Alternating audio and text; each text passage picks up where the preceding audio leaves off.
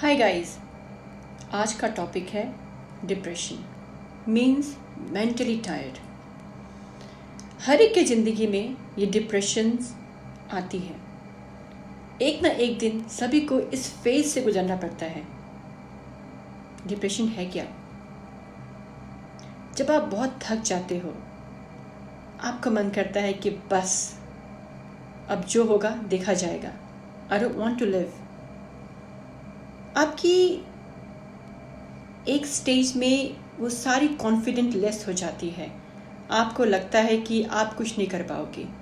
आप अंदर ही अपने आप को वीक, अपने आप को कमज़ोर, अपने आप को एकदम डीमोटिवेट करना शुरू कर देते हैं। आपको लगता है कि अब आप कुछ नहीं कर पाओगे।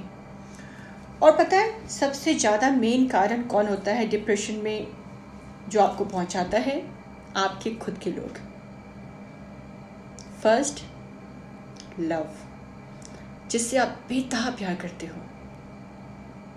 हाँ, ये लव आपको वहाँ तक लेके जा सकता है जहाँ पे आप you can just end your life actually. So there you have to think कि आप कैसे संभालोगे।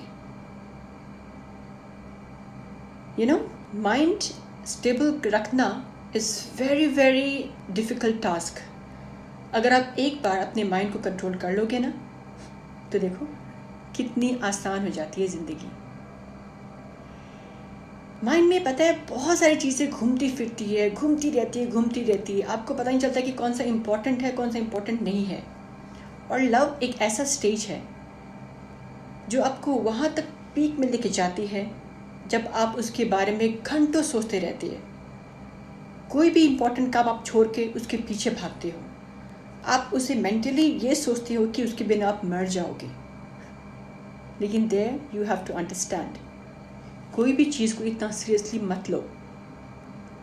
अगर आप उस पर 24 आवर्स बिजी हो, कोई भी काम ध्यान से नहीं कर रहे हो, तो एंड में क्या होगा?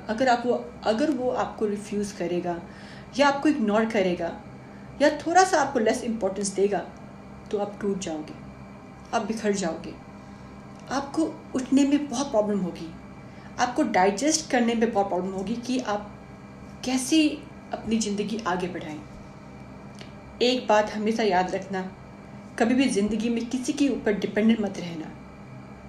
हमेशा इंडिपेंडेंट बनना सीखो।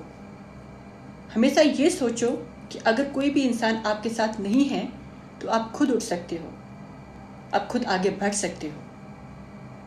आप में कैपेबिलिटी है। क्या चाहिए आपको? बताओ।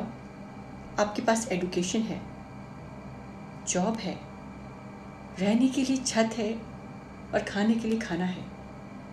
तो आप इसमें ध्यान दीजिए कि आपकी आगे पीछे सराउंडिंग्स में कितने पॉजिटिव लोग हैं जो आपके लिए वेट कर रहे हैं।